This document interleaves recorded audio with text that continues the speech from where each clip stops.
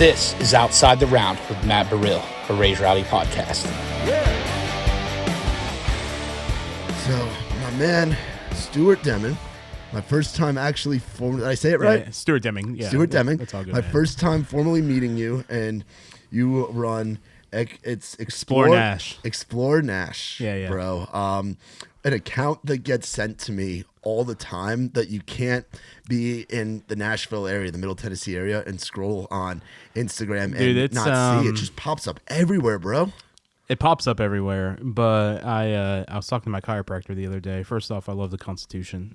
Dude, there. absolutely. Read the people. Yeah, that's cool. I was talking to my chiropractor the other day, and his mother's in Michigan, and she keeps seeing our videos in Michigan, sending it back to her son who lives here. And but it's happening all over the country, man. Like it's we've been creating content in Nashville for 6 years, and I've been creating content 20 years individually. My business partner's been creating content for about 20 years as well. Wow. So we've been at this for a while. We created YouTube videos back in like 2007, 2008. Not together, separately. You won't find them. They're off of YouTube. But I've been creating content for a long time, and I'm a storyteller. Yeah. And my background is tourism and hospitality, and so I've been in that industry for nearly 17 years. I've given tours to 20,000 people or so of Nashville. So I know the city really, really well. My business partner's film and broadcast, and so we're able to blend our skill sets and just tell valuable stories to our audience. Dude, that's amazing. Yeah. I love all of that. Especially like in all the cities to be in to showcase in the world right now. Nashville is at the top. It's at the top. It is the best city in the world. Yeah, one of them. It's like Dublin, Ireland, us, Florence, Italy. I've been to all these cities. Hell yeah. The Nashville is a gold mine. And as you can see, there's a lot of people trying to create content here. Yes. The interesting thing is a lot of these people don't have the actual hospitality skill set to be able to tell stories well. And I think that's one thing that separates us from a lot of these creators in Nashville. Yeah, I would agree with that because you're able to showcase. I've found so many hidden spots through you guys. I've gotten to see different restaurants that I didn't know existed because I like going to different places. I'm originally from New York. I am too. Oh, really? Where in New York? Near Binghamton. Oh, so you're upstate. Okay, cool. Yeah. That's Are you awesome. from like New York City? Or? So I grew up in Rockland County. Yeah. So Tappan Zee Bridge area, like right along the Jersey border. So I moved down here in 2018. How long have you been here in Nashville? I've been here since 2013. Okay. I was one of the first Uber drivers in the city, Uber and Lyft drivers. God bless you. I did 250,000 miles in this city. So that's how I learned. Like, dude, I always challenge myself. Can I beat the GPS? Yeah. And I beat it 90% of the time. Let's go. Yeah. That's our guy even right there. Even if it's by a minute, I'm like, okay, I'm gonna beat the GPS because Yeah. I know the shortcuts, or I did. Now everyone knows the shortcuts because of Waze. But did 250,000 miles in the city. Learned a lot about this city. I learned the stories and hear about the struggles and all of these things. And I'm like, okay, I've been creating content for a very long time. And I did this same type of content when I lived in Italy for almost a year. And this was for my sponsors. I was basically a missionary over there. Yeah. If you need to check your phone, man. It's No, all you're good. You're good. It's My car got swiped earlier, so I'm dealing with all of that as I was sucks. pulling into the studio. My tractor trailer door, like the back door, like slid out, and it like cut the side of my car. So I'm just dealing with all of that stuff today. That's stressful. Which is fun. But yeah, I create this same type of content. Ultimately, looking at these areas and saying, hey, this is how in northern Italy, how Hannibal and how Nazi Germany destroyed this part of the country. And this is in northern Italy, for example, like they hate outsiders. They really do. And it's because over the last couple hundred years, they've been invaded multiple times. Yeah, they have reason. They have reason to dislike outsiders. But Nashville is such a place where the collaborative spirit lives, and it's a place it's thriving right now. I just literally, I don't know when you're posting this, but the day of this recording, I just left the governor's address downtown. We're thriving. We have the lowest tax burden in the state or in the United States. We also have the lowest debt out of all 50 states. So Nashville and Tennessee is thriving, and this is a great place to build this brand, this idea that I've had for almost 15 years. Yeah. It really is. And you kind of got here. 2013 is when kind of like the boom of Nashville started around that era, and it's around those years. And for me, like I was just getting out of high school in 2013. So for me, like looking at, I got down here in 2018, so the boom was kind of underway. But the skyline, even in the coming up on 6 years that I've been here, is very different. Like it's totally the changes different. that you have seen in over a decade now of being here. And just as growing into a metropolis of, and all the subsidiary communities of places like Wilson County, Wilson County, Sumner County, Robertson County, Montgomery County. Yep, all these counties around getting that as well, with subdivisions going up or like cool businesses going in, and just the thriving of an area. It's got to be cool to witness. Now you get to document it and showcase it to the world. And I've been documenting it for a long time. Yeah, 6 years. What was the first? What were some of the first projects for you? The first video that we did. So we started our Instagram account. I think it was like January 11th, 2017. Okay. But our first video came out May 31st of 2018, and it was called The Brief History of Nashville. It's at like 10,000 views on YouTube. So that was our first video, just talking about the 5-minute history of Nashville. And then one of my favorite projects that we did have done on the YouTube side, it's best waterfalls within 2 hours of Nashville. It's at 200,000 views or so on YouTube. What was interesting about that one is we were able to see how people took our content, mapped out their entire weekends based on these waterfalls, and then go experience them. I've been in the middle of Tennessee country where it's like you don't have service for an hour. You're in 5 miles deep on a hike, where I've met people because they saw our YouTube video. It's incredible. Which is insane. So that was one of the best YouTube videos I think we produced. August 1st of 2019, we came out with a podcast called the Nashville Daily Podcast. From a branding standpoint, I wish I kept the branding, separated the YouTube channel, and all these things. There's a lot that I've learned in doing this content. We released an episode of a podcast 5 days a week for 4 years. Wow. Yeah. That is a lot. 30 minutes to an hour and 15 minutes for 4 years. Holy cow. We stopped this August because our Instagram account was became our main focus now. So because we've been doing this for so long, our Instagram account last January was at 9,335 followers. We said, hey, we've done this podcast daily. We've done these things daily. And we were a production company producing for massive multi-billion-dollar companies. So we produced content for Lipscomb University. We've done stuff for Vanderbilt. We've done stuff for other healthcare companies. We were making all these clients millions of dollars on the videos that we would produce. And I'm like, okay, I'm tired of making money for other people. Yeah. I want to make money for myself. Yeah.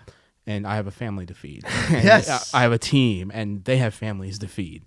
And so we dove really deep into building out our Instagram.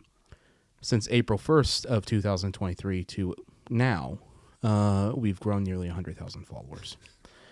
But it's been 6 years in the making to get here. Yeah. We had to learn a lot. We had to understand operations. We had to do these things. Our growth rate right now, we're projected to hit like 225,000 by the end of 24 for a niche market just surrounding Nashville and Middle Tennessee. There's some really cool things that we're working on for international content. I'm excited for that. That is 2-3 years in the making. Yeah. You're not going to see a piece of international content for probably 2 years.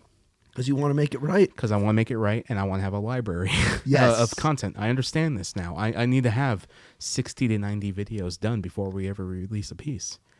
But when we come, it's going to slam. Yeah. You're the first person to hear this. That's awesome. On a podcast. So speaking of that, if you want to come to Italy with me, tickets are going to be coming available very soon. Oh, so you're doing having that hospitality background, you know how to do trips and tours and do the logistics of that. I don't have to do any of that. I'm partnering with a company called Colette. Oh, congrats, dude. That's huge. I am their host for their tours, and we're going to Italy April 28th of 25.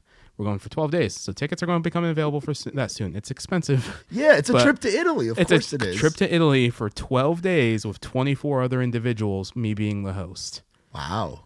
It's going to be fun.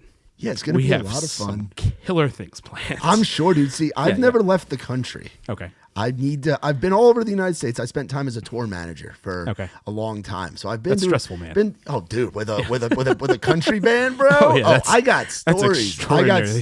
Yeah. I was out with a band called Muscadine Bloodline for a while, and then my biggest tour that I was out with Trey Lewis for a long time with Dick Down in Dallas with that whole explosion. So we got to go to like all different parts of America, but I've been wanting to go international. Well, you can come to Italy, dude. Man. That would be really, really cool. Yeah. Especially being like a New York guy, and like I grew up in the Italian and in the Jewish culture, but I'm not Italian or Jewish, which I think a lot of like the New York area. I grew up in the Italian Irish culture, and I'm Italian and Irish. Yes, yeah. Which there's a lot of, and I think that's one of the cool parts about growing up in New York, whether it's whether it's around the city or it's upstate, because you do have.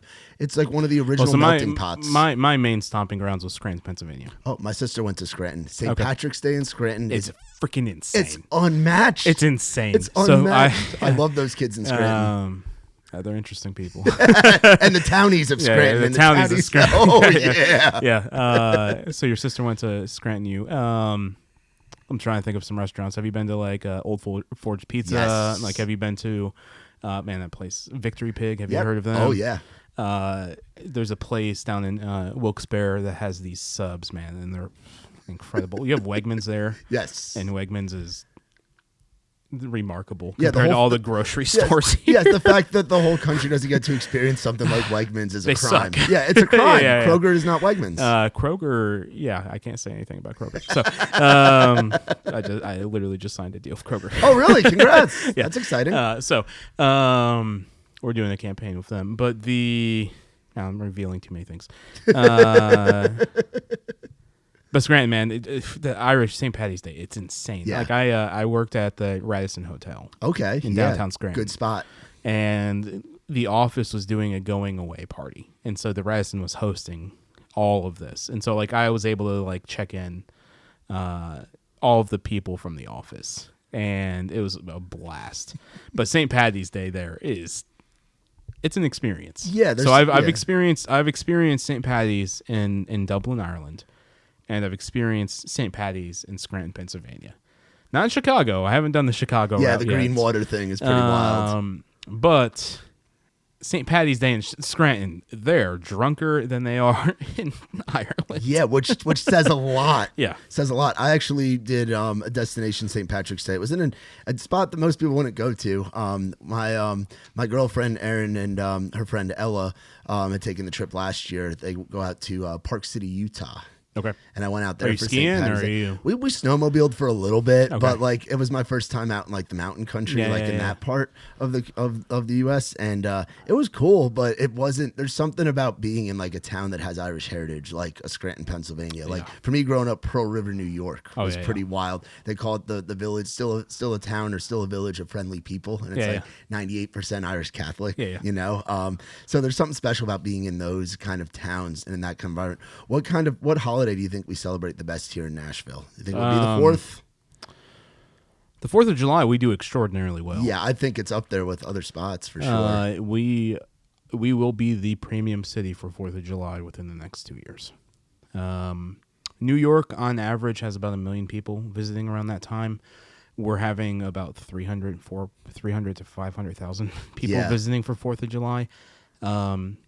Personally, I don't want to go to New York at all. Yeah, I avoid it. I avoid New York on New York City on the big holidays. Like I've never been to a New Year's Eve in New York City. I've never done that. I've done Christmas in New York, and it was good. Like seeing all these little pop-up vendors and stuff. This is like 5 or 6 years ago when it was a little bit safer than what it is now, where you don't have people just throwing liquid stuff on you in the subway. Yeah. But I've never done New Year's. I have been in New York for 4th of July. And it's cool, but like it's not. New York City in the summer's hot. It's hot. It smells. There's urine everywhere, and it smells like trash. And Nashville does 4th of July really well. We also do New Year's extraordinarily well. Thankfully, both of those experiences, I make a lot of money doing those things with doing the tours and stuff that I've done here in Nashville. So, but we also do like these random off holidays, like National Ice Cream Day, really, really well. Like that's coming up, I think, soon. But like all these different vendors in town are like, oh, like buy one ice cream, get one free, and all this stuff. So we like to party in Nashville. We do. I say this all the time, and this is not something that I came up with, but we're a drinking city with a music problem. Yes, I've said that too. Yeah, and alcohol flows extraordinarily well in this city, and I don't participate in that a lot. Yeah, but we know how to celebrate, and we know how to throw down a good party. Yeah, we do. What was the decision making in coming to Nashville from? Yeah, Binghamton? so I actually moved here. I was living in Scranton at the time.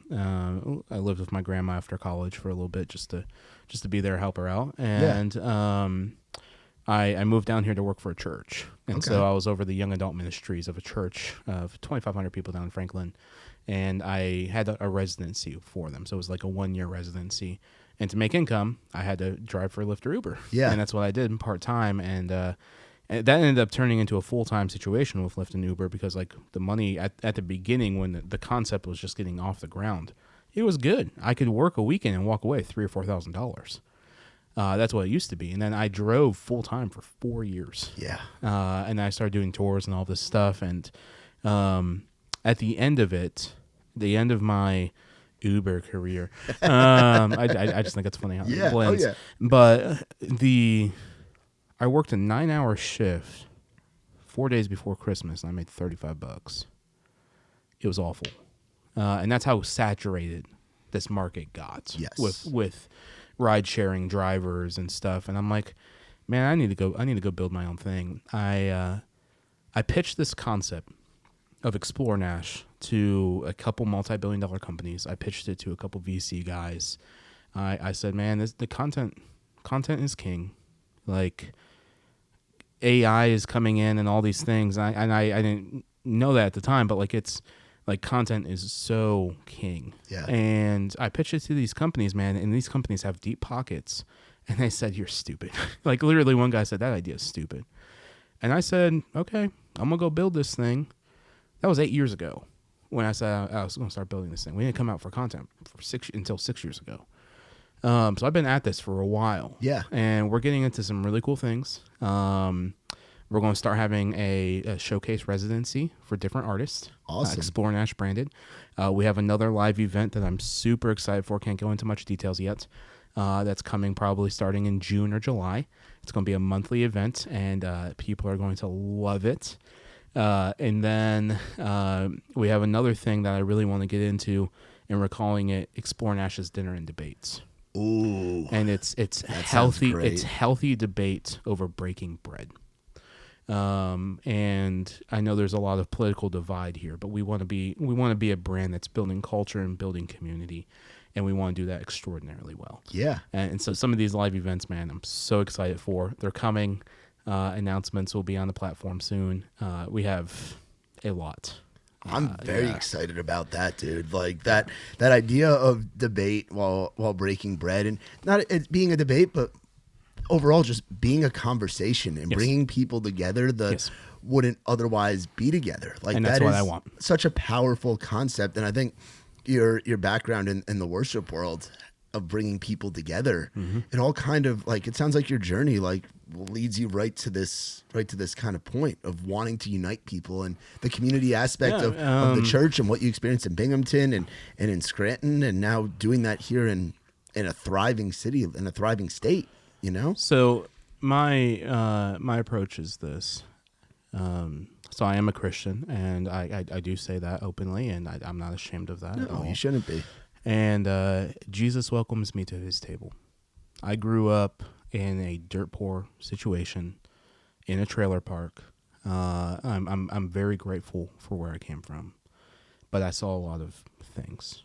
I saw a lot of domestic abuse. I saw a lot of I've seen a lot of things. Yeah. Most people have seen a lot of things, but like I know where I've been positioned and situated in my life where I should not be sitting at this table. Yeah. If I didn't start following Jesus when I did, around 16, I would either be in prison or I would be dead right now. That's just the path of these small towns in New York where you have nothing to do. I have a lot of friends in high school. I graduated with like 120 people. I've had like 6 or 7 friends from high school that have overdosed and died on meth or fentanyl or yeah, same. Even in like suburban outside the city. Yeah, and so like you're either panhandling drugs, you're doing something, because these small towns don't have benefits. Tennessee small towns are different, man. Some of these small towns are thriving. Yes, and it's wonderful to see. But Jesus, he welcomes me to his table, and he gives me the seat of honor, even though he's the one who deserves the honor. And he says, hey, I see you. I've seen your struggle. I've seen your sin. Guess what? It's washed away. Yeah. And I love you where you are. But Jesus doesn't leave you there. He says, I want the best for you. And guess what? I am the best for you. Yeah. And he welcomes me here, man. And I want to welcome people well. I want to love them. And I know that's a weird term, like, oh, I'm loving on people.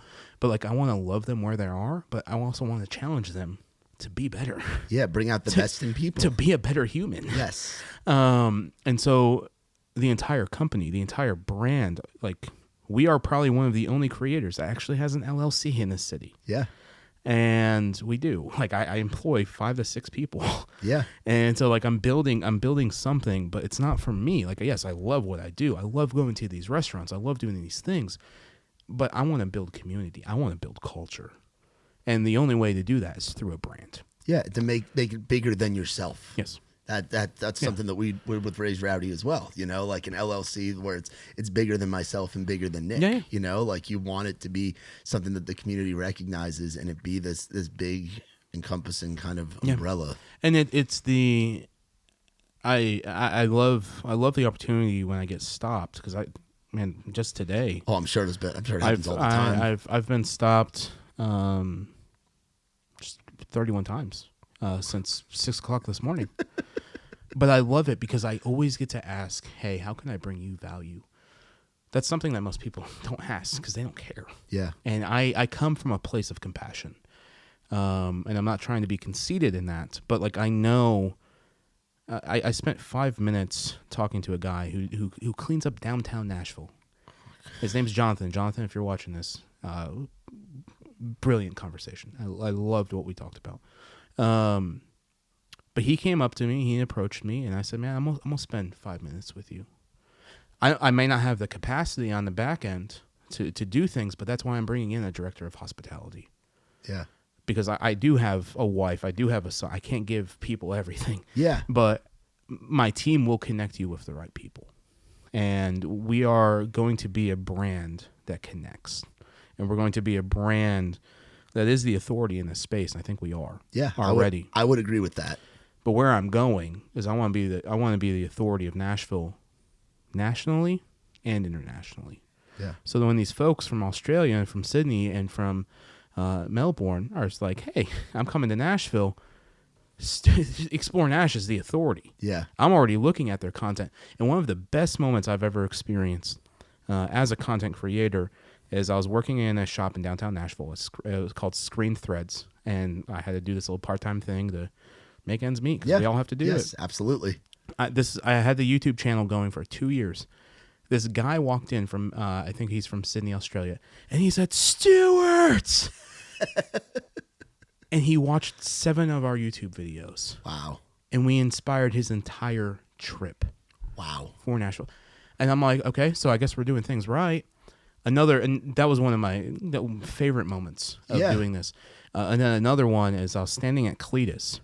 And I was about to get a burger, just eat lunch and head out. 2 guys from the UK, they're from London. They turned around and they said, you're XPLR.NASH, right? And I'm like, I am. And then I sat down and had lunch with him for 2 hours. Yeah, I love Cletus, by the way. Hey, it's great. Incredible spot. It's great. Great burger. I wish the parking was better. Me Shane, too. Fix that. Me too. That's my thing with some of the. But Cletus is opening in Bellevue location. I don't know. Really? The Nashville Post posted that. I've known about that for a little while, but they're opening a nice Bellevue location that has parking. Yes. Yeah. The parking situation. Nashville, of course, like every city does have like kind of its issues. Like when I first moved to town, I did security at Dierks Bentley's Whiskey Row for my first year in town before I started going out on the road, and that was like the homeless thing and the downtown and some of the struggles that you have, and you see it in New York, you see it in Chicago, you see it in pretty much every city. But what do you think the status is of that and like Nashville, like cleaning that stuff kind of up, as somebody who's in the know and involved a lot within the city, like showing the culture of it, because it is a thing. It's a thing. Right now, there's about, the estimates that the city have are about 5,000 homeless individuals. My opinion on this is different than a lot of people. Yeah. Because a lot of the homeless individuals I have interacted with, I understand they have a struggle. Yeah. They most of them had a struggle and then did not succeed at relationships. But a lot of them I interacted with a couple this morning near the Music City Center. They literally choose this lifestyle. And that's on them. And so I think the city has done a good job of maintaining that. I think the nonprofits here, Nashville has some of the most nonprofits in the world. Yes. In Tennessee, there's over 11,000 nonprofits. Wow. I think there's even more than that. But the nonprofit sector has done really well. The city has done well. There was a homeless camp right over here in Hermitage. Oh yeah, right next to the Rusty Nail, right. where we do events. Over Yeah, right, there. Rusty Nail, right near that Kroger. At times it was sketchy. Oh yeah, it was. Yes, certainly was. My wife and I were there, and I'm like, okay, I'm about to have to throw down, because if somebody's going to harm my wife, I'm throwing down. Yeah, you're protecting. It's as simple as that. And I said, hey, go get in the car. I'll take care of this. But like, there's just certain situations around town. You're just like, okay. And this is where I'm different on a lot of people. And I've had this conversation like 9 times over the last 3 weeks. I had this yesterday, literally, with my barber. A lot of people blame mental illness, but we as a society, we don't talk about this, but a lot of these individuals are demon possessed. And yes, demon possession will change your mental stability. Yeah. And it's not talked about much. Why do you think that is? Because we don't believe in idol worship, even though we do. We worship baseball players. Yeah. We worship football. Like we are deeply involved as a society in idol worship. And when that comes, the demons come to play. And so that's my mindset on it. Now, the question that maybe proposed to your audience is, okay, well, what's the solution? I don't have a solution. Yeah. I want to love people well and say, hey, I believe, I see you. I'm also not going to enable you. I'm not going to give you cash to go buy those drugs. I'm not going to give you cash to buy that whiskey. I'll buy you a meal. I'll give you resources. But if you're not willing to actually put in the work, because the Bible says you're going to reap what you sow. If you're not willing to put in the work to change, that's on you. Yeah. That's not on me. And so I can give you resources. It's the same thing. I could bring the horse to the water. Yeah. But I can't make it drink. No, you can't. And so that's my mindset on homelessness. I do believe downtown Nashville is doing really well. And you probably saw interesting things as a security guard. Oh, yeah. And you probably saw bum fights and all. You saw a lot. Yeah. Especially if you're there every Friday and Saturday night. Yes. Downtown Broadway is on a Friday, Saturday night. It's awful. Yeah. I love it because it's great from an economic standpoint. Yeah. But like, it's still terrible. Yeah. But the biggest thing is like you can try helping these individuals. If they don't want help, well, how much can you do? Yeah. How much can you give of yourself? Yeah. Yeah. That is a very that's honestly, I agree with you on a lot of that. Yeah. Like pretty much all of that. Like it is very much, it takes two people. It takes that person's willingness to do it. It's like me with my sobriety. Like I got sober 7 years ago. Dude, and congratulations, that was a man. thank you. And it was, that's hard, and man. it was me needing to hit a point of, was it alcohol related or yep. was it alcohol? drugs? Yep. Yeah, it was alcohol. So I had to quit drinking. Luckily I quit drinking before I moved down here and got into working in the country music space, and it would have been very difficult to do that down here. And because it's so drinking friendly. Yeah, it is. And honestly, like you said, it's great for the economy. It's like you said, a drinking town with a music problem. Like it's the identity, and it's what brings the tourism in with the bachelorette parties. The fact that the Opryland is booked out for conventions for a long ways. Like we are the destination. Yep. And there's but that's every convention center in America. But yeah. Is it really? Yeah. So on the convention hospitality side, they actually had a meeting next week with some of the biggest event planners in the country that planned conferences. They're securing dates for 2029. Oh, wow. Right now. Because logistically, if you're moving 1,000 people as a company, you need a space to accommodate 1,000 people. And you need to be renting out these spaces. So what was fascinating about with COVID, companies that paid in 2017, 2018, for spaces during 2020 and 2021. Some of them got their refunds. This is why you always get insurance on your events. But like some of those people are now coming back and saying like, hey, I was supposed to be here in 2021 with 1,000 people.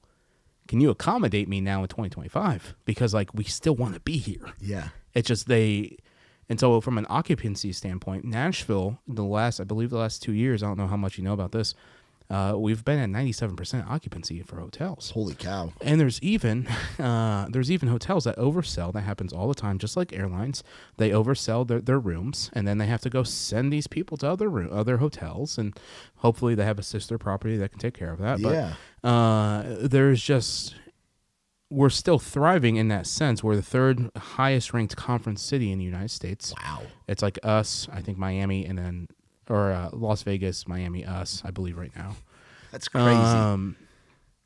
And so you just have to. What's interesting about that, but I don't know if you've ever been into an event where you're planning for 1,000 people, a 5-day event or a 3-day event. Man, you need hotels. You need food. You need transportation. There's so much to accommodate for these individuals. And then you have these buyouts, like these bar buyouts and stuff. And like you have all these really fascinating things. And I've been a part of all of that. Yeah. Where like I'll be with some clients and they're like, I'm buying out Redneck Riviera for the full night, all 4 floors for 14 people. And they've done it. And so, but that's a fascinating topic. When people have that much wealth to be able to do like these buyouts of places. Yeah. Yeah. And you see it now when you have big events in town too. And the fact that I think the new football stadium is going to bring in a ton of stuff, obviously, with it being enclosed. I remember working downtown during the NFL draft. That was insane, man. That was an insane time. 623,000 individuals came to this city. Yes. Trusted this city to provide them a good time. And that draft has been the case study for other drafts around the country, and they still have not lived up to the caliber of that draft. No, they haven't. And that all the different like big events that come in here, like the things that happen at Bridgestone, the big things that are music related, obviously, like CMA Fest and things like that. And it's cool to be a part of a city that is doing that. Because like growing up in New York's kind of been New York for a really long time. Yep. It's cool to get to watch a city just boom. And we thrive. Yeah. We are, Aaron and I used to say on our podcast, we are Event City. This is before the pandemic. And I think we're right there again. Live events are doing really, really well from an economic standpoint right now. I think our live events are going to be very unique. Yeah, I'm excited. I'm super excited. I'm excited to check them. those out, dude. Yeah, there's some really cool things that we're going to be doing, and some other really cool things on top of the really cool things that we're doing. Yeah, all cool things. Yeah. But that's where the mindset is in this city. Is how can you have live events ultimately to build community? Not a lot of people are thinking about that, like how to build community. Yeah. And that's where my mindset is. I want to build community, and I want to be the authority. Yeah. And so I have both of those. Yes. And there's a lot of really cool things that we're working on. But I don't want to keep talking about myself because I can do that all day. Yeah. Yeah. What are where's like your favorite like section of town to kind of hang out in? You're not a Lower Broadway guy on the weekend. You're not a Broadway boy, not a Broadway man. Dude, I go to Broadway all the time. You're saying like a Friday, Saturday night? No, absolutely not. Well, I'm saying that's what I mean. I like, spend when I go to Broadway, it's like 10 a.m. I get to go in, hang out with the bartenders, and hang out, catch out some music, and I'm out by like 4 p.m. Yes, you're a local day shift guy. I'm like literally, I was in Broadway this morning as a recording of this podcast, and I talked to 12 people with the downtown partnership. I talked to 2 Tennessee Highway Patrol officers. I talked to a couple Metro guys, and so like I'm just doing my rounds, checking in and saying hi. And where's a spot where's like a section of town that you like going to? Like I love my house. Well, you love your house. Well, duh. Yeah. Duh. You love being with the wife and the little one and all of that. But like you like the Gulch, like the Nations, like East, like there's all the, because I feel like you get a flavor of everything with all the different sections we have. And I think we try covering them really well. We have you guys do cover them very well. We have some really cool things where we're going to cover these things more in depth. And we've been working on this for 5 years. And that's coming to market probably next six to 8 months. Heck yeah. I love Donaldson Hermitage. I love Wedgwood, Houston. East Nashville, parts of it has my heart. Like Inglewood, I really enjoy Inglewood. Madison is a interesting vibe right now. I think there's going to be a lot happening there. I agree. But I'm also excited for what's happening on Dickerson Pike. Yeah. The Nations, I'll go throw down the Nations all the time. Yeah. But I'm everywhere every day. Like there's a day this last week I was I was in Dixon, Franklin, Hendersonville, Lebanon, downtown, Lebanon, That's Mount insane. Juliet, Hendersonville. Where else did I go? Bellevue. I go everywhere, and I get to explore full time, and I get paid for it, and to tell the stories of those areas. Which you have in your Instagram bio. You're a storyteller. That is your biggest thing. And like, has there been a favorite story that you've gotten to tell about Middle Tennessee? Like one that stands out for you. There's a lot, man. There's so many stories to tell. Like you could talk about the Revolutionary Grants, if they served in the Revolutionary War, and how the government of North Carolina gave these soldiers that served in the North Carolina Army, how they gave these grants to come settle this area. Because at one point this was North Carolina territory. Oh, really? I didn't know that. And North Carolina owned all of this. And there was the state of Franklin that tried starting in East Tennessee, and North Carolina shut it down, but they didn't want to occupy this land. And it just, there's a lot there. The Civil War is extraordinarily fascinating in this area. Yeah, it reminds me of the Revolutionary War back home in the Northeast, because like we had a lot of that. But Nashville was the first Confederate city to fall to the Union/Federal Army, and there's a lot of history there. And there's a story of the Battle of Franklin, and where there's 2 stories. The Battle of Franklin. If you have not been to the Carter House and Carton House, you need to go. But at the Carter House, there was a guy named Fountain Branch Carter. He had 3 sons, or 4 sons. Most of them served for the Confederate, and 3 of them were imprisoned, and one of them was with the Army of Tennessee. And he grew up in this home in Franklin, and he served for the Army of Tennessee for 3 years, was a veteran combat guy. For the Confederates, he was killed. He was shot 9 times, 150 yards away from his house. His father, Fountain Branch Carter, picked up his son that was shot 9 times, talked to him for a little bit, and he died in his father's arms in the same room he was born in. Whoa. That's a story. Yeah. That's a movie. That's a movie, yeah. They're not going to make it because it's talking about the Confederate, but the Confederacy. But that's a story. But guess what? There's another story there, too. There's a lot of stories. 10,000 men and boys went missing or killed in action in that battle. There's stories of these Confederate boys as young as 12, 13 years old, eating their hides of their boots to survive. Whoa. But there's also this story. The person over the Federal Army was a guy named John Schofield, John B. Schofield, or John Schofield, not B. Schofield. And then over the Confederacy was John B. Hood. Both of those boys were West Point graduates. At one time, they were roommates. They graduated in the same class at West Point, served for the different sides of the Army, of the conflict. That's a story.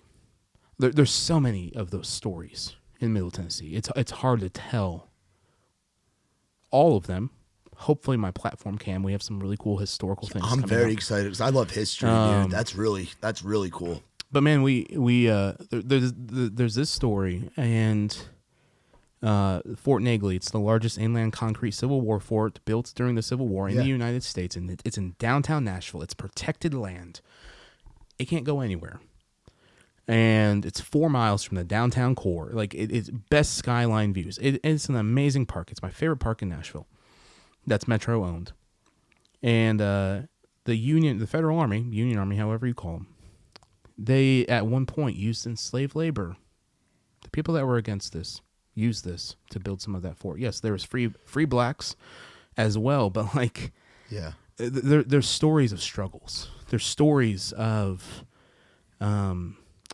there was a story in 1885, I think 1886, down Church Street.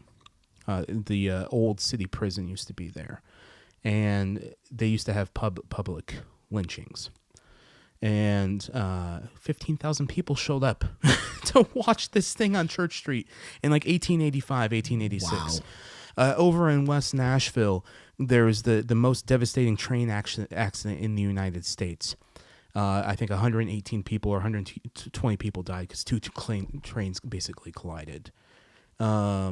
The story of DuPont up in Hendersonville. Yeah. Man, there's so many stories. Yeah. Yeah. So how do you balance, like, as far as the content goes, of like the historical stuff like that? Because that can be its own channel within itself. And then showcasing the modern of what's here, and then the stories that have happened over the last decade of Nashville. So I'll show you off scene our content plan and strategy. I have 10,000 ideas. I have 10,000 videos I want to produce. Wow. My goal, and this is where I'm kind of mad in my mind, is I want to release 100 pieces of content a day. Wow. The only way I can do that, the only way you can build an empire, is with an army. Yeah. That's it. Gary Vee can do that because he has an army behind him. Yes. I want to be Gary Vee in this niche market of Nashville, ultimately with the long-term goal of bringing this internationally. Yeah. But Nashville's always going to be my baby in that sense. But like I want, and you can easily do that. 100 pieces of content is not that out of reach. No, when you're hustling like you guys are, man, 15 stories a day, a reel, a short, a TikTok, a website post, a notification on the app. All of these things you can do. Yeah. 100 pieces of content a day is easy. Hopefully one day I can do it in my sleep. Because we're in an age of automation, man. Oh, dude, yeah. The robots can do a lot. Automate it. Yes. So the balance that you asked about, it's hard because like this week, like we haven't released much food stuff. We've released a lot of stuff on adventure because it's that time of the year. Yes. So what we do is we look at a calendar and we say, okay, this is the upcoming year. This is what needs to be focused on here. This is what's happening culturally as a society at this time. Like, we're not during election season.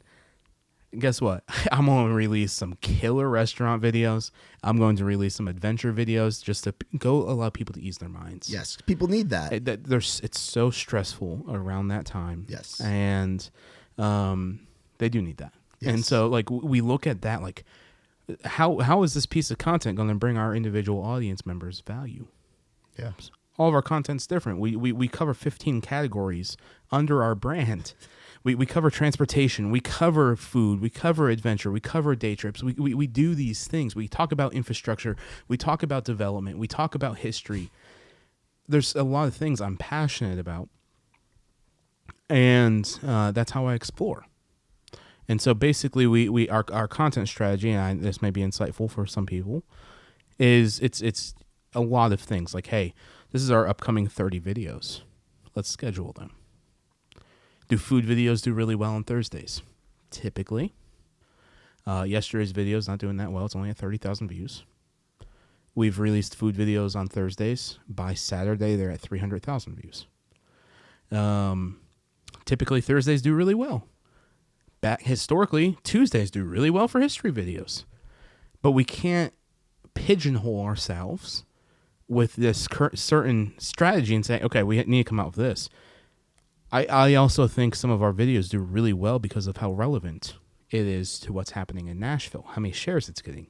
So like when we release our transportation video the next couple days on the proposed maps that Freddie's doing,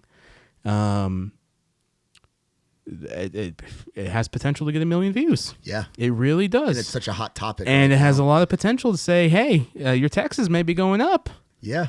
And people are going to criticize the crap out of that in the comments because I want that conflict. Yes. In the comments. Because in the conflict is where you're growing.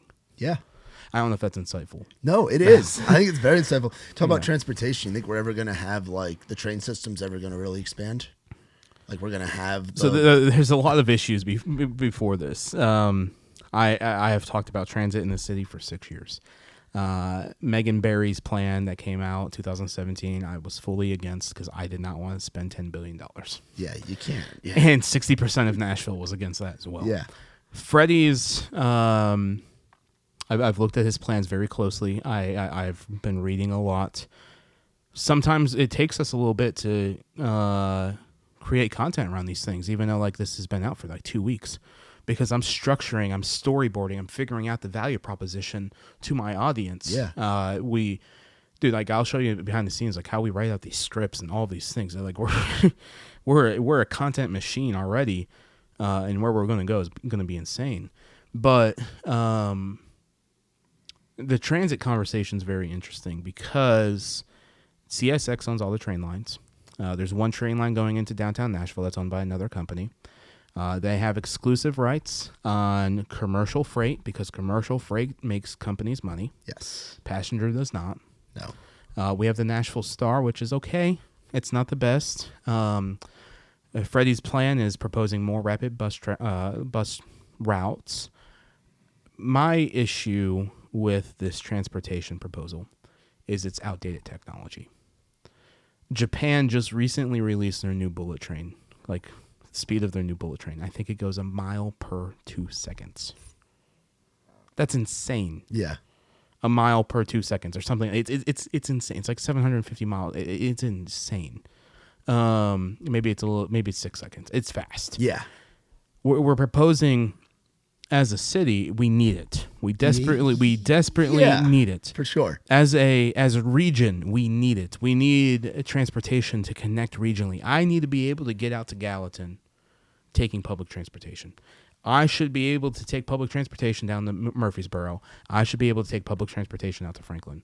Dixon's going to be a whole different conversation. Yes. But first off, the state and the city is going to have to buy a lot of right-of-ways. That's expensive. That's $100 billion thing. Easily. The buses are a good idea, but get rid of street parking in downtown Nashville. There shouldn't be street parking on West End. That should be a dedicated bus lane, which they're planning on doing. Same thing with Dickerson and Murfreesboro. But the biggest thing is we're proposing this outdated technology. Buses are good. They move people. But Dubai is using freaking drones and moving people. And we're not thinking at that level. We build this outdated technology. It's good for the immediate, but 15 years from now, we're going to be like, here we go again. Here's another proposal. And it's going to take 10 years to build all this all out. Yeah. So you might as well, and this is where I believe in the private side of things. The private side of things has an opportunity. There's a train line in Florida called Brightline. Have you heard of this? I've not. Brightline is a passenger train that connects, I think it's Fort Lauderdale and Miami. And they're using these tracks. They're connecting. They're going to be putting bullet trains into Florida. Whoa. It's all private. We have and now they're, so Amtrak used to be here in Tennessee. Oh, really? I didn't know Amtrak was down here. Amtrak is in Memphis. Amtrak used to be in Nashville until about 1985. 1984. something around then. They backed away, and now they're re-talking about having Amtrak. Oh, we're going to connect Chattanooga and Atlanta. Okay. So I'm still going to take a train to Atlanta. It's still going to take me 3.5 hours by train when I could drive to Atlanta in 4 hours. Yeah, I'm going to be sitting in traffic for a while. But I'm going to be sitting in traffic for a long time in Chattanooga. I'm going to be sitting in traffic in a long time in Nashville. In my own car. In my own car. I get to go where I want. Yeah. I'm not dedicated to these train lines. And so you're proposing these things like, oh, we're going to get Amtrak. Okay, bring the bullet trains. And I lived in Europe for a long time, and they have bullets, and I would pay the price to go from northern Italy to southern Italy in 3 or 4 hours instead of doing a 9-10 hour thing or longer. I would pay that extra. The state has proposed choice lanes, and now we're just getting into massive topics that cost billions upon billions of dollars. Yeah. It's something that like we can't resolve over a 10-minute podcast episode. And now you're getting into tax code and tax law and all this stuff factored in. And the state right now is doing a survey on choice lanes. Your first choice lane is going to be from Murfreesboro to Nashville on I-24. And they're doing a survey, and then they're like, okay, this is going to take us 7 years to build or 10 years to build.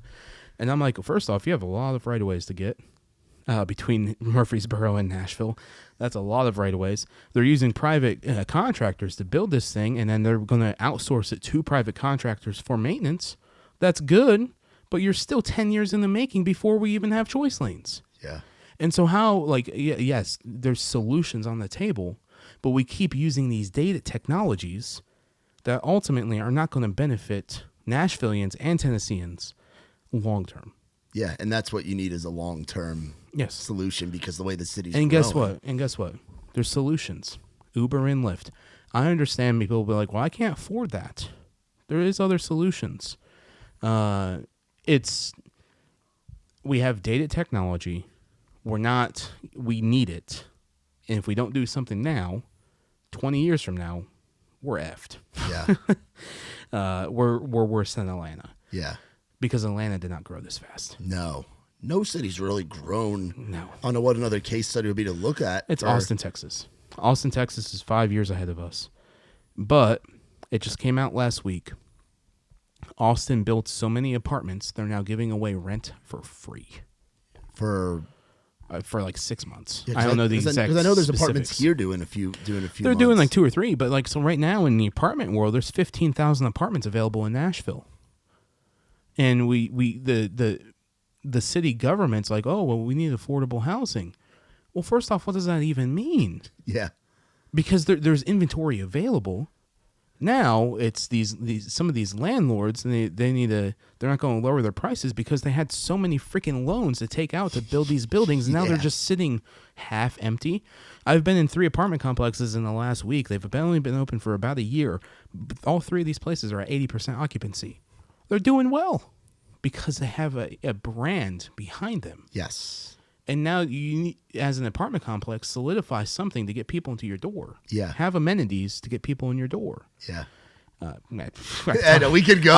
We could go and go and go. Yeah, I could talk about a lot of things. Hey, just saying, if you ran for an office, I don't know if you've thought about that or talked. You are the that. second podcast I've been on this week that said they've asked if I'm running for mayor.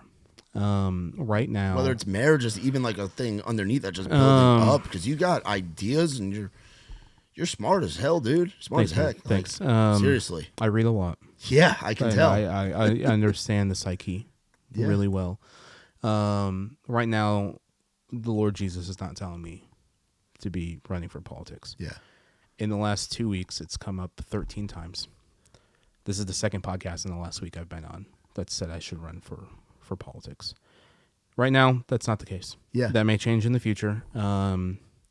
If that does change in the future, I will become mayor, and I can do that very easily. Yeah. And I can also probably become governor pretty easily. Personally, where I stand, I don't want that responsibility, man. No, it is a lot. It's stressful. It's divisive. I want to build strong community within our brand, and I want people to feel seen, and I want people to feel heard. Yeah. And I can't do that at the capacity of government. No, I don't think government, as it sits right now, can do that. And they're not supposed to. No, because that's not government's job. Because the government's job is protection of its people, which our government is failing. A federal government is failing. Yeah. The state of Tennessee government's doing extraordinarily well. Yeah. Protection of its people and infrastructure. Government's not supposed to have its hand on education. No. That's not in the Constitution. And government's not supposed to have all these bureaucrats either. No. And so as a private vendor, I can do a better job building culture and changing society. Yeah. Through my brand. Yeah. Because I have a potential director of hospitality. I have a team that wants people to thrive. You have your own cabinet. That's I have the my team. own. I have my team. Yeah, I have my team, and it's. I think I could just do more as a private entity, and not get paid off by these lobbyists. Which, dude, I've had lobbyists approach me this last year. I'm sure. And they're like, "Hey, we'll put a bunch of money behind you," and I'm like, "Man, I'm good. I'll go build my own thing." Yeah. I believe in legacy building. Yeah. And I want to build a legacy. Not just for myself, man. I want to build a legacy for this brand and for this idea. Yeah. Because our motto statement is experience Nashville differently. Yeah. And people, because of the content that they take in from us, they get to experience it differently every day. Yeah. A lot of creators in town are like, oh, let's go to this restaurant and showcase this. Oh, we're going to do day trips because XPLR.NASH did it. Bring it on. Yeah. Because I have a team of people. We're good at what we do, and we're going to build something that this city has never seen. Yeah, and so much of it is the relationships that you've built, and that's something we like with Raised Rowdy as well within the music community. You know, the morning of recording of this day, I walked out of the Omni Hotel with 2 or 3 politicians. They know who I am. I walked out with these politicians, and we talked about life. Yeah, I get that opportunity every single day. Yeah, like I know these politicians really well. Yeah, but I get to be around them, and hopefully that gets to influence policy change.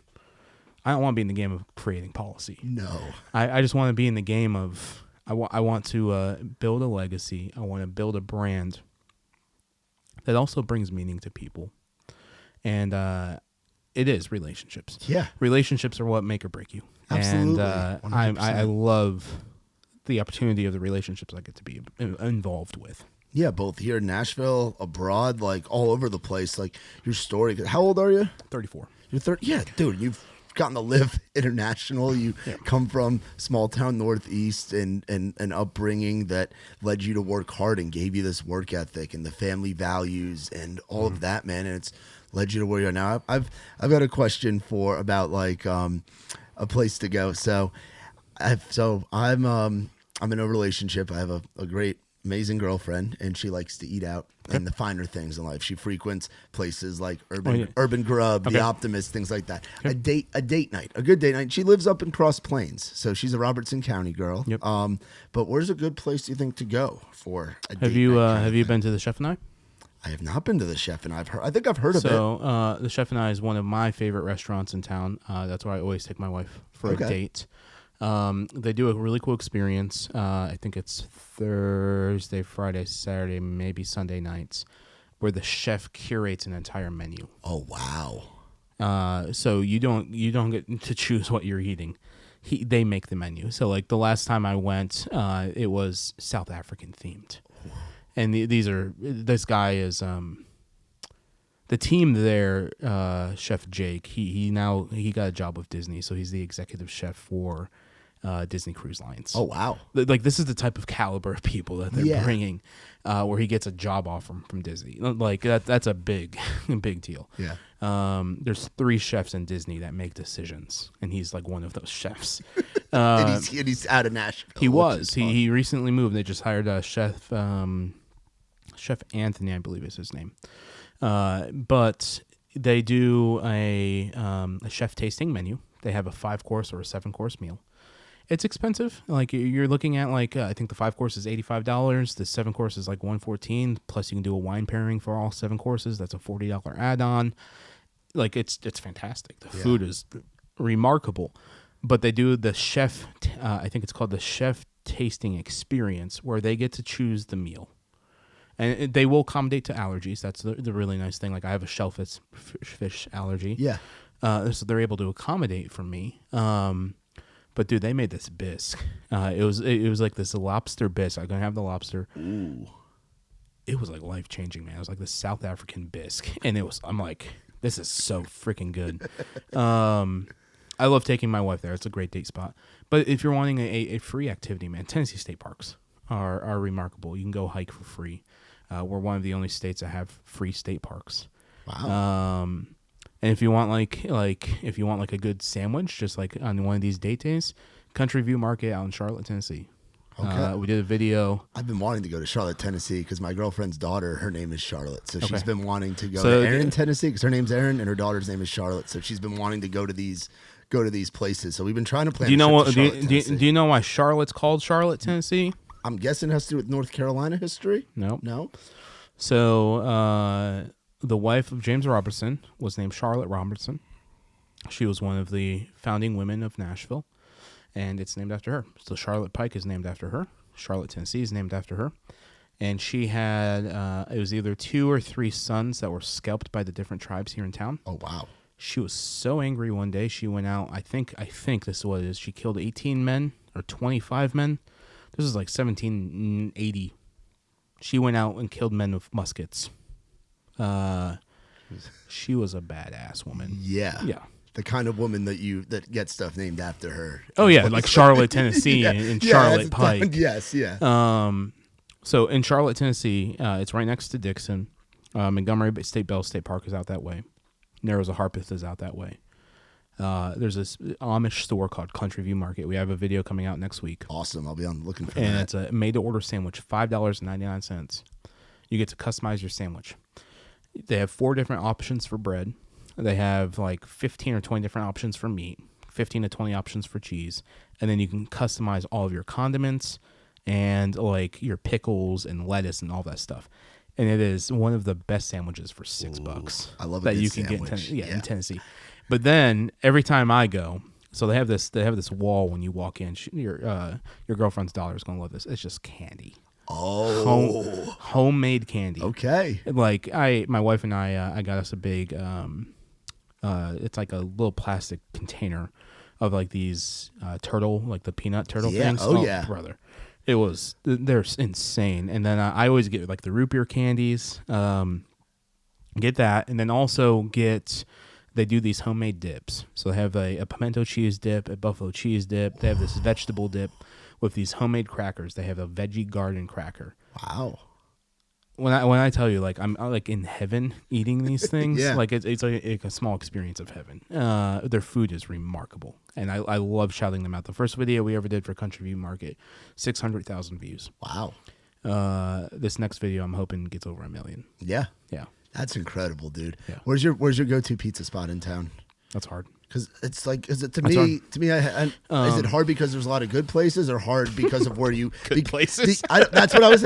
Or is it hard because of where you come from, being a Northeast guy like myself, where we're spoiled in Italian culture? I grew up in so I grew outside of Binghamton, the town I grew up in. I don't reveal that just so people don't be like, I can type that in and steal your data. Yeah. Yes. The small town I grew up in had 70 pizza restaurants for a population of like 15,000 people. Yeah. 70. Yeah. 7 Oh, 0. yeah. Like Yeah. that's a massive number. Yeah. We had more ice cream stands. So Nashville, Bobby's Dairy Dip, shout them out. They're a great ice cream stand, 55 or 56 years old, maybe even older than that. Nashville at one point sucked with ice cream. Really? Yeah, it was terrible, man. Hattie Jane's is killing it. Fries Cream. Have you had Fries Cream over on 12 South? It's French fries and ice cream. They're opening one in Donaldson very soon. Yes, they're bringing one to this side of town. Let's go. Hattie Jane's is in Donaldson. Bobby's is like the OG. Yeah. But like my small town had more ice cream parlors than Nashville did at one point. Wow. Also, my small town had more sidewalks than Nashville does. Even though like the square mileage doesn't make sense. At one point in 2019, Nashville had 19% of coverage of sidewalks in Nashville. That's it? That's it. It's terrible. Yeah. Freddie has proposed 86 miles of new sidewalk. I am all for that because we should have sidewalks. You need them. 118 pedestrians or something were killed last year. Some of that was due to lack of sidewalks. Yeah. Some of that was due to the illegal jaywalking that happens in our city all the time. I have participated. Guilty. Yes, I have. I did it today, and I was not stopped. So, oh yeah, because in New York City, you're stopped. If you jaywalk, man, you're getting like a $200 fine. Oh yeah, you're a rebel. Yeah. But pizza is an interesting category. Have you heard of Tutto de Gio? I have not been there yet. It's in Hermitage. They're from Sicily. That's good. That video that we did for them had like 1.6 million views. Radically changed their business. And my favorite pizza place in Nashville before they closed was Joey's House of Pizza. Yes. I'm with you on the Joey's train, dude. They're from Brooklyn. My favorite experience is I had a roommate at one point. He was from East Tennessee, so he was not really well spoken, and not because he's from East Tennessee. He just wasn't. He was a very introvert, and Joey. This was back in the heyday. This was like 2014. Joey's like, get the F out of my restaurant if you don't know what you want, because like there was like 35 people behind him. Yeah, and my roommate's like, it was one of the best moments I've ever experienced in Nashville, and. But Joey's, I have some good news. We are the platform making the announcement they're reopening. Yes, but it's going to be a little bit of a drive. Okay. Yeah, we'll get that off the camera. No, or do you say no? Yeah, keep it. They know. People know. Well, I don't know where. Murfreesboro. Okay, I mean, I would drive to Murfreesboro for Joey's. I would drive to Murfreesboro. Similar hours too, because that was always a thing with them. It's going to be a full service restaurant. Oh wow. Let's go. Give me a Joey's chicken parm. Give me some Joey's penne vodka. The Gladiator. Yes. Have you ever done that? Oh yeah. We're going to do the Gladiator challenge again. I had another roommate. He tried eating 2 pieces of Gladiator and he tapped out. I'm like, I want to make that a challenge. I want to make that a thing because that pizza was insane. Yeah, I'd be down to do that. I don't know if I was supposed to reveal that, but Joey's, I'm excited. Stephanie, you're doing an incredible job. The Joey's, Manny's House of Pizza Man down in the arcade. They're brothers. Great slices of pizza. The only difference was the oregano. Oh my gosh, I can't say the word. Oregano. Oh my god, I can't say it. Oregano? Yeah, there we are. Yeah. Tongue twister. Do you like Dicey's? I've never had it. I've had good things. I have not had it. My go-to pizza right now, honestly, man, is Domino's. Domino's? The convenience of it. Yeah, dude. I ate a lot of Domino's in college because when I went to Rider University in central New Jersey, and the Domino's there would be open till 3 or 4 in the morning every night. And it's like I'm up late working on something. I have a late night shift on the radio station. Like I'm gonna order some Domino's. I'm gonna get that stuffed cheesy bread. I'm gonna put some bacon in that thing. I'm gonna dip that stuff in the marinara. So my best friend from back home, his family's been in pizza for a long time. So you know the industry. Yes. I've cooked my share of pies. I'm trying to convince him to open a place here. Because we crush. We charge $2 a slice. He would become a multimillionaire off of this market for pizza because his quality is so freaking phenomenal. I feel like the same could be said about diners. If we had a diner. Like a true diner. Like a true diner. Like I want to open it up and I want 16 pages in the menu. Exactly. I want a Greek family. Yes. So Athens. Have you been to Athens? Athens. The restaurant Athens. No. So they used to be over in Berry Hill. Now they're over in Bellevue. It's a Greek family that's diner vibes. It's expensive. It's more expensive. I miss the diner. So in college, I went to Clark Summit Diner every single Friday. Where'd you go to college? Clark Summit University. Clark Summit, yep. Okay, yep. And I went to Clark Summit Diner every single Friday for 2.5 years. By the time I left, I could walk in. We would walk in exactly at 9 o'clock. Food would be on the table. And they got to the point where I would change it up every other week. Or every third week, I'll do a different thing. And it would be on the table. I tipped like 150%. Yeah. Every single time because like I was taken care of. Yeah. Something like that here, it would be hard to do because the cost is really high. Yes. But if we had like a good New York diner here, like, have you ever been to any of the diners in Scranton? I'm trying to remember if I have. I couldn't tell you one off the top of my head. I can't remember the names of them right now. But the memories, man, it's like Denny's on crack. Yeah. But if we had those type of diners here, I think they would do really well. Especially with the late night culture. Mm-hmm. It's just you'd have to watch it with the amount of chaos that happens. Yeah. You would have to have it staffed properly. Hermitage Cafe was able to pull it off for a long time. Hermitage Cafe was awesome. They just opened a food truck. Oh, they did? Yeah, so it's like a breakfast themed food truck. Cool. They're primarily stationed near the Greyhound station in downtown Nashville. Okay. I think they're serving some of the same stuff. That restaurant's becoming Mr. J's Special. It's going to be a burger restaurant. Some really cool things coming there. But there is how Daddy's Dogs is in the nightlife. If my buddy brought pizza here. Oh, yeah. And if I get to the point, I may just hire somebody to be my director of operations and do this myself. Take his recipes, charge $2 or $3 a slice, because you're still making profit at that point. It would be what Daddy's Dogs has done for hot dogs, but in the pizza world. Yeah, which would be amazing. Yeah. And then where do you go to get a good bagel around here? H&S Bagels. H&S? Yeah. Hector, he makes an incredible product. The bacon, egg, and cheese in there is very good. Yeah. Creve Hall is good. They're not my favorite. You've been out to the Jersey folks in Mount Juliet?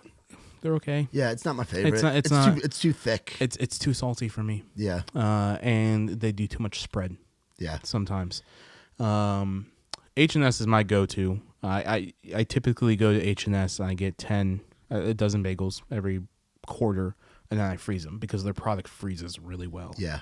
And then I put them in the microwave for 30 seconds to get them soft, and then I toast them. Yeah, that's what I do with mine back home. And that's my go-to bagel shop in Nashville. But when I go to New York, man, I just bring bagels home. Yeah, that's what I do. Yeah. I was spoiled in Rockland County. We had Rockland Bakery. Oh, dude, I've had Rockland. Yes, it is incredible. I grew up going there once or twice a week with my grandmother, and that's was like, stories, and going in there and being able to put on the plastic glove and pick out the hero roll and taking the number at the deli, handing them that piece of bread, and then them making you that chicken cutlet with the fresh mutts. But now you're sitting here, and that's a memory, man. Yeah. And that's, I want to create memories with our live events. I want memorable moments. And that's where I'm really excited. I know I keep harping back on it, but like we will, because I will create memorable moments. Yeah. I'm excited to make memories over there going to these events. Like you're getting me jacked up and excited. Oh, dude, I'm very excited. I'm going to be on like cloud nine with these events. But like, it's those moments that you remember with your grandma. Like I have those same moments with my grandma. She's a pure-blood Italian woman, and just we would go to these bakeries, we would do these things, and like just incredible moments. But like, and that's where my passion for showing off food comes. Was I want to be able to help create memorable moments at the places we promote. Yeah, dude, that's what it's all about. Yeah. What was your cookie growing up at the bakery? I like the big black and white ones, and then I like the Italian those rainbow cookies. I love the rainbow cookies. The rainbow cookies to me. So my small town had a restaurant called Sopranos. Perfect. This is before the TV show Sopranos. Yep. And it's still open today. If they look it up, they can find where I live. But that's on them. They did this chocolate cookie. It was like this big. Yeah. But on the inside of it was like a layer of a hazelnut. It wasn't Nutella, but it was like this hazelnut chocolate spread. On top of it was this white powdered sugar mix with so much like vanilla flavor, man. Like this cookie, I would get them all the time, like every single day. Yeah. I would literally go and spend like $1.50 to get a cookie. And this happened a lot. That's why I'm the size I am. I ate a lot of pizza and I ate a lot of cookies. Good food, yeah. But that was always something I would always get. And I can't remember the name of that cookie. Like I'm going back up in a couple months, and I'm like literally just going to buy like 6 dozen of those just cookies. Excited for the cookies. And just put them in the bag, maybe dry freeze them, or I'll eat them that entire time I'm there. Dude. Yeah. But that's one of my favorites. The pizza, man, at this place too was they do this garlic broccoli pizza. It's the best. I call those like the garbage slices where it's just combinations that you wouldn't expect. And I'm not talking just like buffalo chicken. I'm talking like slices with different. Have you been to Pinky Ring Pizza? I haven't been. Oh, There's you a gotta lot go. of It's places amazing. So they do the unique flavors. So they have I would say they're one of my favorites. Okay. They have a hot pickle pizza. Ooh. And so it's like their take on Nashville hot chicken, but with pickles. The pizza pub places do a good job of that too. They do. But this place, Sopranos, man, like they have this garlic. Every time my parents come down, I'm like, hey, bring 7 or 8 garlic pizzas. Like I'm gonna eat them all the time. But they do this garlic broccoli pizza, and they've been doing this thing for like 25 years. Dude, it's like I grew up, like I would skip high school or skip school and just go get pizza all the time. Even in like 9th grade. Like I'm like, yeah, I'm going home for lunch. I don't want to be here at the cafeteria. I'm going to go eat some garlic broccoli pizza. Yeah, you're going to get the good stuff. And there's not that good of pizza places here. Pinky Ring's probably the closest to it. Okay. I'm definitely have to check that out. Joey's when it opens. There may be a pizza announcement coming in the next couple of years. Cool. I may figure something out. Cool. That'd be awesome. Yeah, because something I like to do when I'm on the road, and you may have seen these, we do our tried that in a small town segment. Okay. When I go to festivals or we do our like rowdy on the roads, when we go out to different shows like in small towns, and I'll just go in and I'll just eat. We'll just do it not to the level you guys are doing it. Yeah. And we do it. We don't play into the song at all. Okay. But like we're just like, hey, I'm Matt Burrell. This is tried that in a small town. It's like my New York Yankee ass going into these like small towns in like BFE, Alabama or Georgia or something like that. You're all over the place. So I like going to like these like barbecue joints, and like the South does do food very well. Like when it comes to like the home cooking kind of stuff, the comfort foods. The mac and cheese. Oh, dude. My first Thanksgiving down here, when I saw mac and cheese as a side for Thanksgiving dinner, my mind was blown. Oh, yeah. And it should be. Yeah. Because mac and cheese is considered a vegetable down here. Yeah, it is. And ranch isn't a salad dressing or something you dip celery into. It's a way of life. It's a culture. Yeah, dude. Did you see this came out in like July. Did you see me chugging all these different ranches at the different restaurants? No, but I'm gonna have to look and watch it. Yeah, it didn't do that well. It had maybe 80,000 views. Like it was okay.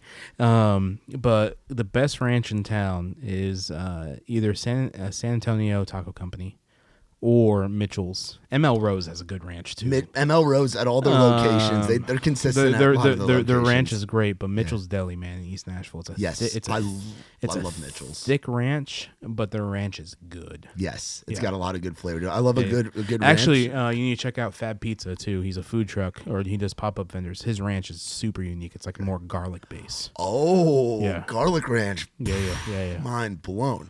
I like a good honey mustard too. If you know of a good place to find that. I don't know if you're a big honey mustard guy. I like honey mustard with tenders, but like I don't eat it enough. I do it with like fries. Okay. I'll put a fry. I do barbecue sauce with fries. And if the fry's good, you shouldn't have any type of sauce. Yeah, it should have enough seasoning. It should have the proper. Speaking of fries, we just did a video called on Noco in East Nashville. They have these hurricane fries covered with this truffle aioli. So it's like truffle fries on crack. Oh, dude, out of this world. Okay, I'm gonna have to take my girlfriend there. But she likes some truffle fries. She'll love Noco too. She wants to spend some money. They have a 48-ounce a tomahawk steak for it's like $115. Wow, it's good. But we just got a comment on the Goat's truffle fries today, and I'm like, I've never had the truffle fries at the Goat. I've never thought to get the truffle fries there. Yeah, I've never. I like their hot chicken biscuit. Like anytime I'm at.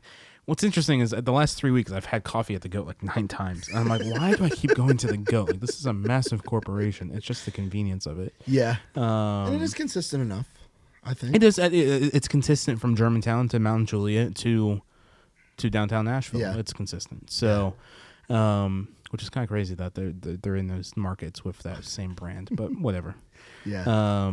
Any other food questions at all? Where would you say is the next big spot in town that's going to be booming? Because I had heard because we're very involved in the bar scene with Raised Rowdy. Like we do events at Live Oak, which obviously that whole section of town is about to be changing and undergo. Is the rumor true that Live Oak is moving to 2nd Avenue? There's there's been some off the camera. But yeah, I mean, they had been moving to a space. I don't know if that is still 100% happening, but I know they did acquire the old BB Kings. So we'll see what happens with that. So, but like, where's the next section in town that you think people are going to be? Like, where's the next, like, the Gulch or, like, Midtown? Like, where's the next scene that's going to be popping in town from what you think? So I get this question asked a lot, and I'm sure. I actually bring commercial brokers around all the time. So we create content. We have the advertising on our platform. We do food and beverage consulting. Okay. I don't really talk about our services that often. Yeah. But we do food F&B consulting. Like, so we're helping open some bars in downtown. Some really cool options. And we're doing like menu consulting and cocktail consulting and some really cool things there. I look at real estate all the time because I'm like, I wish I could afford that, but I might as well just consult the people that can so I can make some money. Yeah. What's about to happen on the East Bank is going to be the biggest case study that's ever come out of a city. With the new Titan Stadium, with the 100 acres that Metro Nashville owns, with the idea of affordable housing there. That place is going to be prime. It is the most talked about real estate in America right now. Wow. It's the East Bank. Out of that, you have the East Bank, so you have downtown, you have the East Bank. Over here, you have Dickerson. Investors have been eyeballing Dickerson for a long time. Tyler Cobble, he's a great investor in this city. He owns the Wash. He owns a few of these different assets around town. He's been investing in Dickerson for the last 6 years. Dickerson's going to be huge. Murfreesboro is going to be even bigger. The reason for that is they've been reinvesting in the infrastructure on the roads. So the thing you need to be mindful of if you're looking at neighborhoods, if car dealerships start paving their parking lots, what's going to happen next is the fast food chains will renovate. What's going to happen from there is apartment complexes will come. It's happening on Murfreesboro right now. There's a opportunity zone across from that Burger King that's about to open near WKRN. Murfreesboro is prime for a potential light rail from the airport to downtown. Murfreesboro is going to be huge. But there's parts of this county, man, we are thriving. Yeah. In the entire metro statistical area, we're thriving. So out in Lebanon with these huge factories, like there's 5 or 6 big factory announcements coming very soon. Yeah. But up in Hendersonville, man, huge. And then what's happening in Gallatin?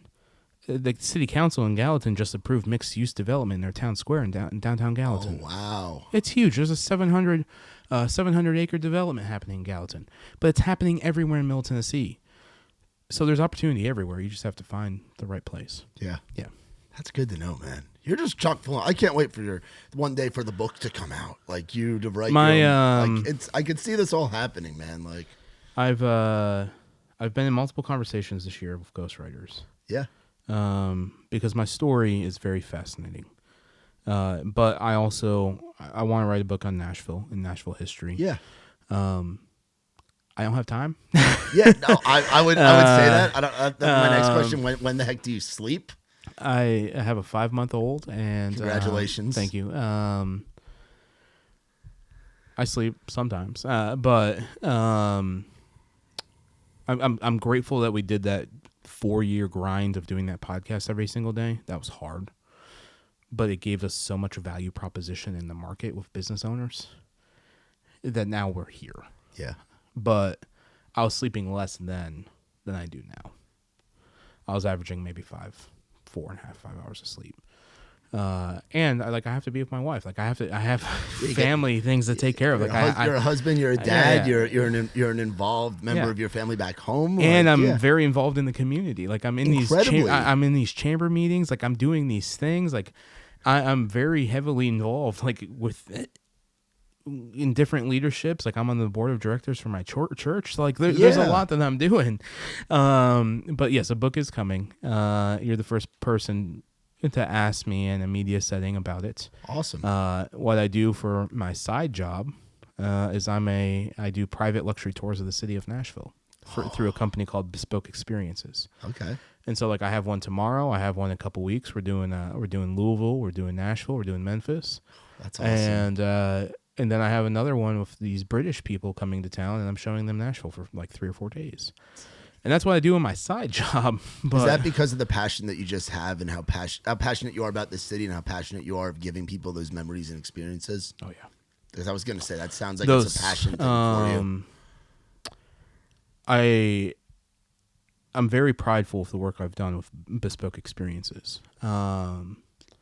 It's been extraordinary moments, man. My favorite moment, there's been 2 of my favorite moments in Nashville. One was, both of them involve RCA Studio B. If you have not been, incredible. This is where Elvis Presley recorded 235 songs or so. A quarter of his library, or a fourth of his library, was recorded in this studio. Yeah. One moment that was really near and dear to my heart is I had the opportunity to be the ambassador for this husband and wife couple celebrating a 40 or 50 year anniversary. Wow. So we're in RCA Studio B. It was the couple, me, as their ambassador, like their tour guide. And like I was there just in case they needed drinks. I was there in case they needed anything. Like I'm just there. I'm available. And there was a band that came in and played. And there was a videographer and the engineers.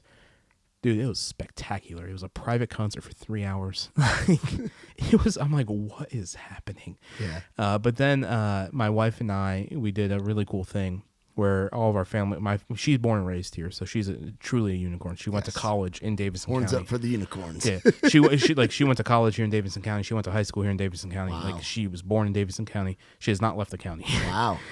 From a living standpoint. But we did a thing called Wedding Week. And so it was her family and my family, all from New York and Pennsylvania and other parts. We did a thing called Wedding Week, and I planned out the most extraordinary things for my family. And we just explored Nashville for a full week with my family. But my favorite moment in all of Nashville was we were standing in RCA Studio B, and we did a buyout of RCA Studio B. And we all recorded an Elvis song together in the room. There's like 15 or 20 of us. So cool. And we recorded this Elvis song. My mentor was there. His family was there. My family was there. My wife's like, and we just, we recorded this Elvis song together, and we have it on CD now. And like, I can go back to that moment. I can go back to that memory, listen to that song, and remember the entire day. And so I love creating memorable experiences for people. Yeah. Yeah. That's awesome, man. Yeah. That's so cool. Dude, I'm so glad that I got to have you on this podcast, Thanks, bro. man. Seriously, because I'm trying to do the rounds, man. yeah, dude. And with outside the round with this podcast, it's like we have a mixture. We obviously are like very music based. Yeah. We do all of our events here in town. Last month we did 13 live music events in town. This month was 11. Next month will be That's like hard, I think man. 12 or 13. Yeah, and it's when we work with the folks at Winners and Losers. We work with the folks at Live Oak. Do events out here at the Rusty Nail that are a lot of fun. Yeah. Like we bounce around and go to like festivals and just try to be like how you are to the city of Nashville and like showcasing and giving people those experiences. We're trying to do that in like the songwriter community and the music scene and just That's be awesome, good man. members of the community without being songwriters ourselves or artists, like having any of that. So it's really cool to have you on here because Thanks, man. the story, for the dude. invite. This is our first time. This is our first time actually meeting. Like sitting down. We've been at it for an hour and a half. Yeah, dude. The power of the DM and just reaching out to folks. And with Outside the Round, we're getting ready to start doing 2 episodes a week now that we're releasing. Which I don't know how the heck you did 4 or 5 episodes a week, recording and releasing daily. Oh, dude, we automated everything. We pressed the button, boom, Okay, boom, boom, yeah. boom, Which we're starting to get it. We're starting to get more into that stuff. Like it's a lot, but we're starting to have on folks that are in the Nashville community or athletes from different places or just different people in our network that are outside of music. And having you on as one of our first guests in that, man, it was an honor. Seriously, man. So if they're not following you already, which a lot of the folks watching I'm sure are, where can people go to find you? Yeah, Explore Nash, XPLR.NASH. You can show the sticker right there. Explore Nash. The name came from my love for exploration, and I wanted to highlight Nashville. So Explore Nash, that's our name. You can DM us, but if you want more of like a one-on-one experience, I don't know if you ever heard of the application Manek.